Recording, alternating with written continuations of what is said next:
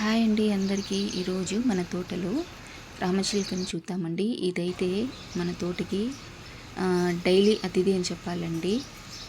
రోజు జామకాయ చెట్టుకి మాగిన పండ్లు మేము అలాగే ఉంచుతామండి. ఆ మాగిన పండ్ల కోసం వచ్చి ఇది రోజు తింటుందండి.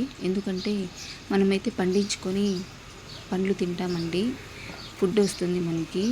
కానీ వీటికి అవి పండించుకోలేవు కదండి. వాటికి ఫుడ్ ఇలా మనం వదిలేసిన వాటిని అవి తిని ఉంటాయండి. సో పక్షుల కోసం నీళ్ళలో కూడా చెట్లు ఉంటే వాటికి కూడా కొన్ని పండ్లు వదిలేయండి. అండ్ వాటర్ కూడా మేమైతే ఈ చిలుకలకి ఒక బౌల్లో వాటర్ కూడా పెడతామండి. ఇప్పుడు వర్షాకాలం కాబట్టి వీటికి వాటర్ దొరుకుతూ ఉంటాయి. కానీ ఎండాకాలం అయితే వాటర్ ఉండవు కదండి. ఒక బౌల్లో ప్రతి ఒక్కరూ మీ ఇంటి దగ్గర ఒక బౌల్లో వాటర్ ఉంచండి. ఈ వీడియో కనుక మీకు నచ్చుంటే thanks for watching the video అండి. ప్లీజ్ సబ్స్క్రైబ్ చేసుకోండి. బాయ్ అందరికీ.